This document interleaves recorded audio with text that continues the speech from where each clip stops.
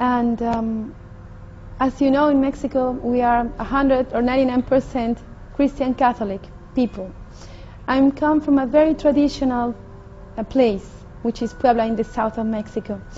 So I was basically raised up by my grandpas and my mothers, back and forward. And they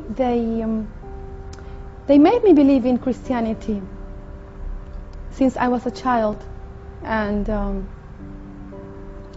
they taught me in school. I mean, it's an atmosphere of Christianity all over around, because it's a shame that there is no other contact of other religions, of the people's heart.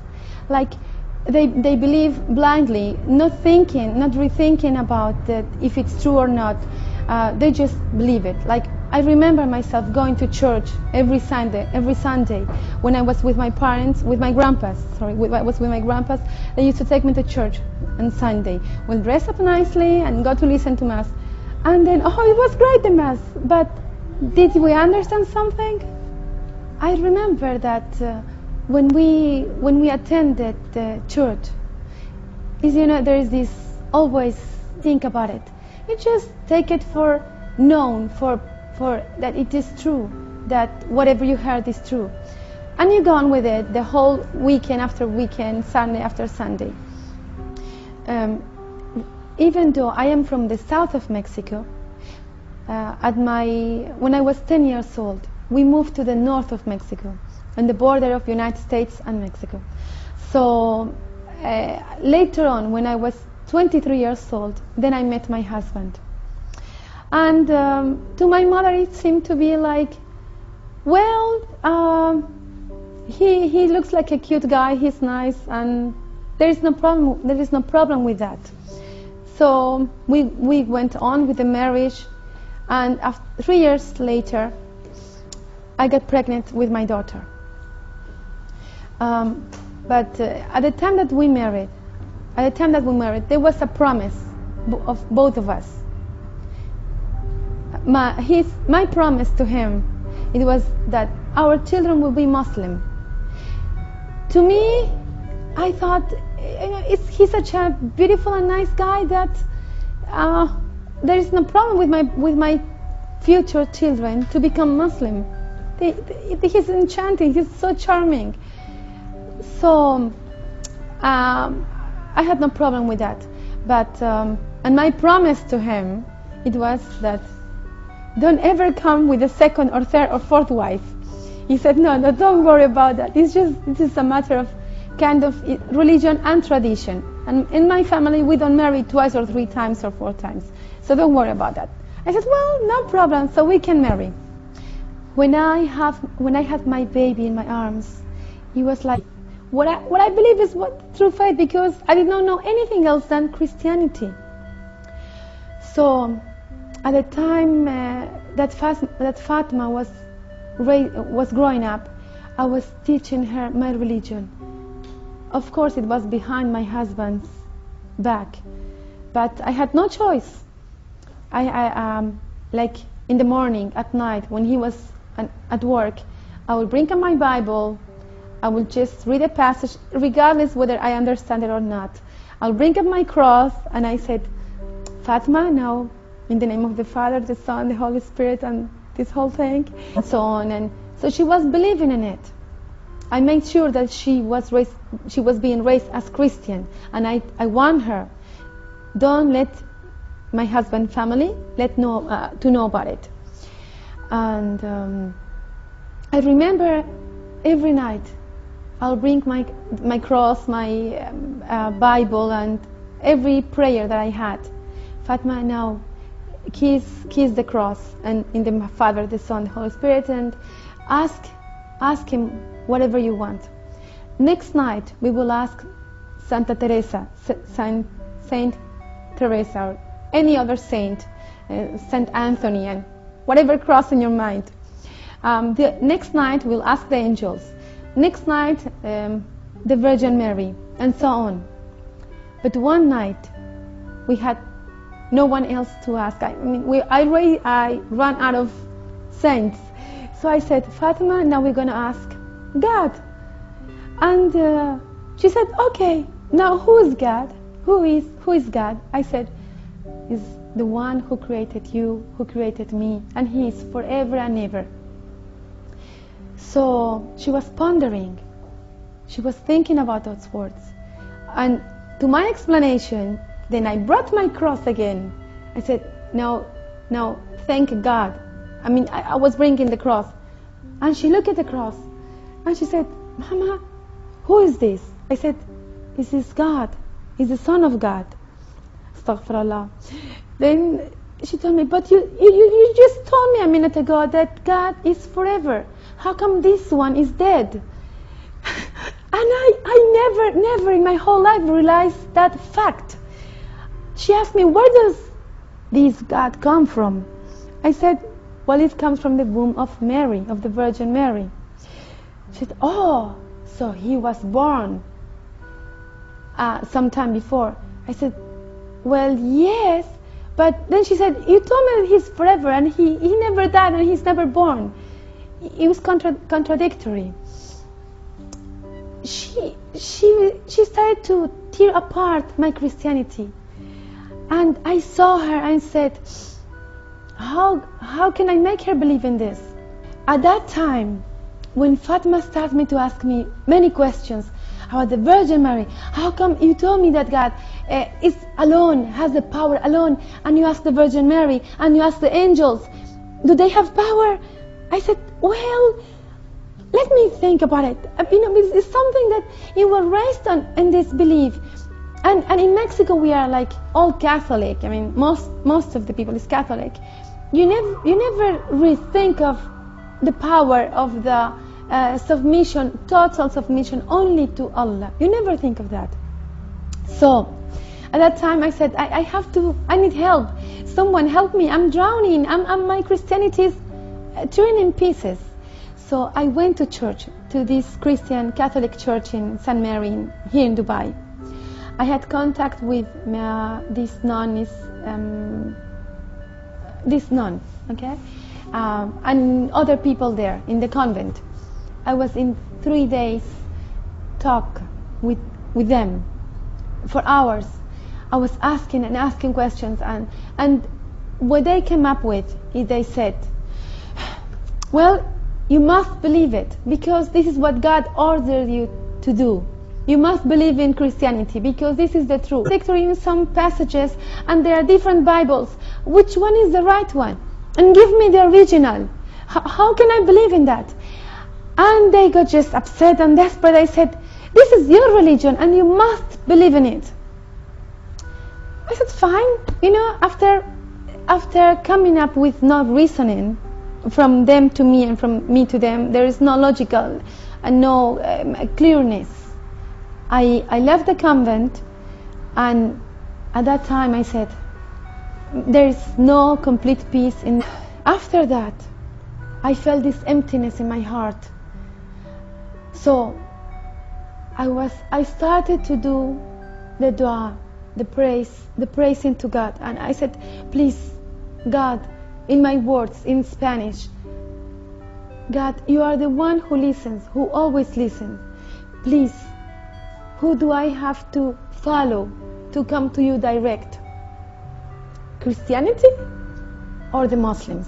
Which, to my reasoning, there was no improvement in Islam to my opinion, because the way the people act, you cannot say they are better.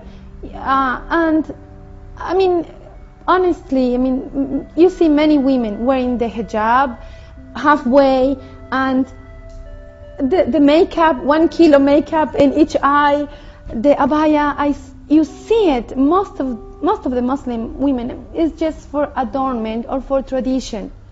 You don't see that iman, that faith, that they are wearing it because of faith. And the men, they are just same like Mexico, same like American, same like everywhere else. There is no major impact that you can say, oh, maybe they are right. No, there is nothing major happening. Anyway, in my faith, in my heart, I needed the true guidance. So for a whole month, I was just like seeing my daughter needing these right answers. I could not give her, please God, help me, help me.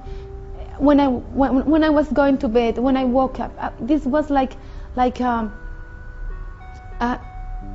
stubbornness of myself that I must walk in the right way, because I was raised up as a believer in Christianity, but as a believer.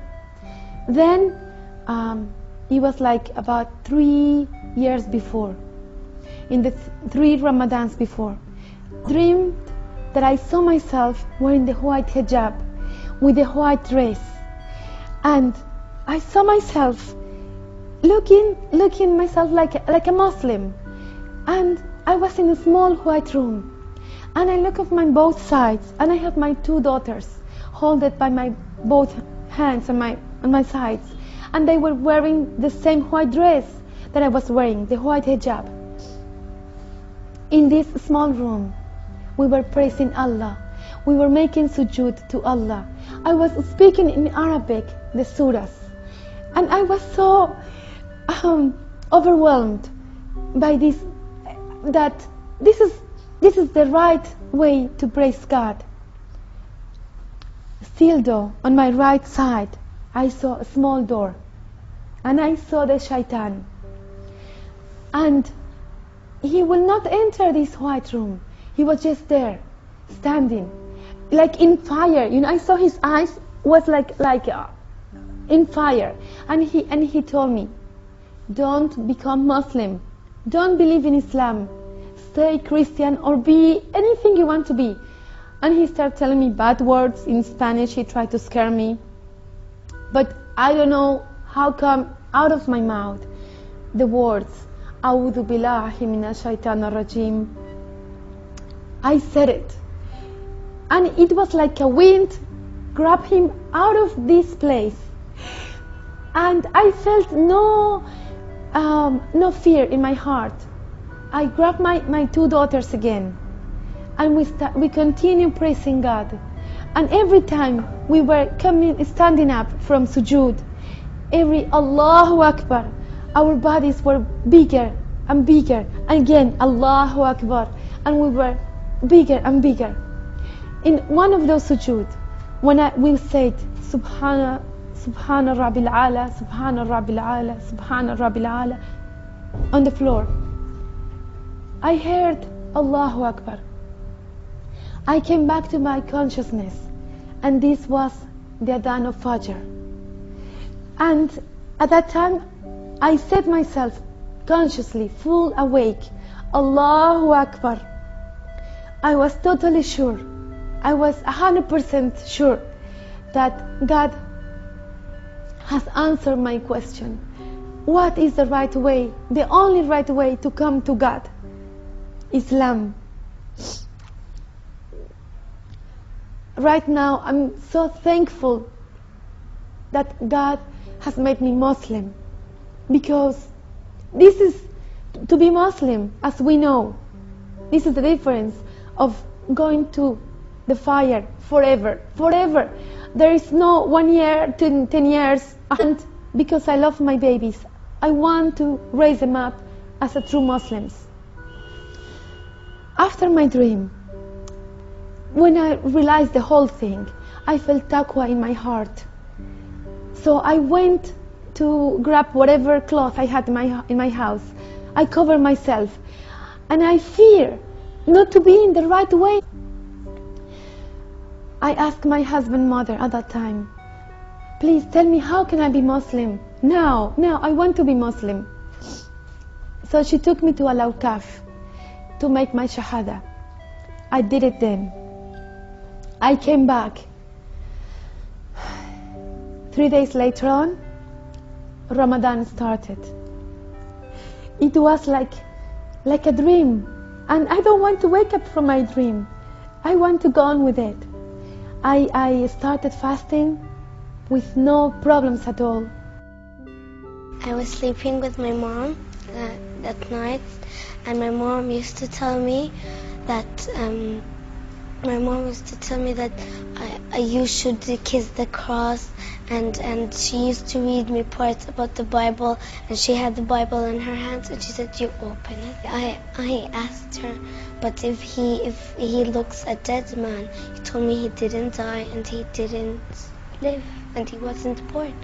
I was getting ready to face my family, but would they accept me? What's going to be their reaction?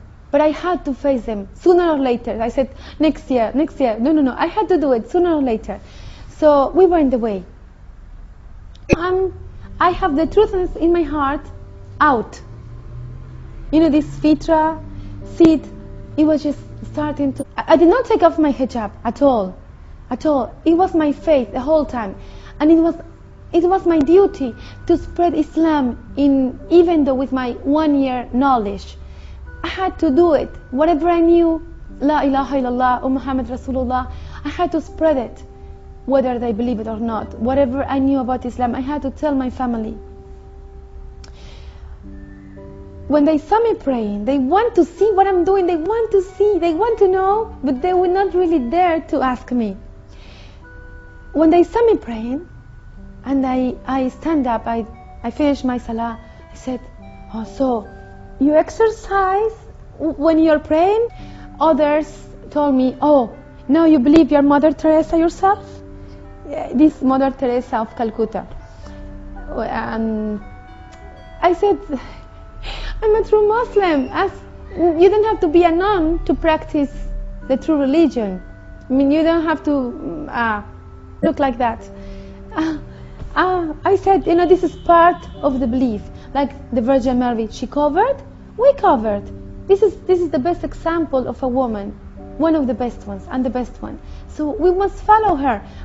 You know, like I told you, if you believe in it, media, the CNN in Spanish, has taken charge on spreading what Muslims, terrorists, are like. That's why in my family in Mexico, in my city, they could not connect the idea that a normal person, a good practitioner, could be a good Muslim, could be a Muslim. This was the whole idea. It was just like opposing ideas, that a terrorist and a good practitioner of the deen, how can it be? And I explained to them, as there are good Christians and bad Christians, there is good Muslims and wrong-doing Muslims. I mean, unfortunately, but this is the reality, and inshallah, all of us will become like true brothers and sisters. This is another issue that inshallah, you know, I'm very concerned about that we are not like, oh, I'm Mexican, I am Arab, I am Ethiopian or Chinese or Spanish or whatever. First of all, we are Muslim sisters and brothers. This is our first identity. I wish, you know, all of us will become like that. Like, this is not the true. This is not the true. In reality, you go to the street. Oh yes. Nice to meet you. Oh, I am German, or I am local. Oh no, I am Palestinian. You know, all of this first word of identity. And to me, when they ask me, I say I am a Muslim and I am from Mexico, which is, I mean, this is not a major important fact. I'm a Muslim. This is the most important thing. Never listen to the Arabs. I mean, to me it was the Arabs, it was not the Muslims, because you see it like that. They picture themselves like that. And when I realized the whole Islam, I was so mad up to now. Why they never told me a word? What if I die on kufur, being kafir? And my husband never told me a word. The only thing he just said to me sometimes, he said, and you think this is the right way, and you think this is the right way to praise, and you believe in this book. But other word than that, not him, not his family, not Arab people will give me a hint. It's like they are busy with themselves, or I question myself, they don't believe in their own deen. I don't know. Like these people that they are born Muslim, they are like, in one word, they don't realize the gift that Allah has given them. In my opinion, they don't see what is this gift. It's heaven. Someday, of course, someday, but it's going to be someday, but it's going to be heaven. It's the difference, heaven and hell. They don't realize this fact, because if they did, they would have told me and told anyone else. Everyone around them about Islam. They don't mention it. You just see them praying the 5 times a day, who pray 5 times a day, and that's it. But I wish in me and my babies we can do a difference in Islam to the society. I'm proud to be a Muslim, and that my mom is helping me to be better Muslim every day. أعوذ بالله من الشيطان الرجيم. الإنسان من علق. اقرأ وربك الأكرم الذي علم بالقلم علم الإنسان ما لم يعلم.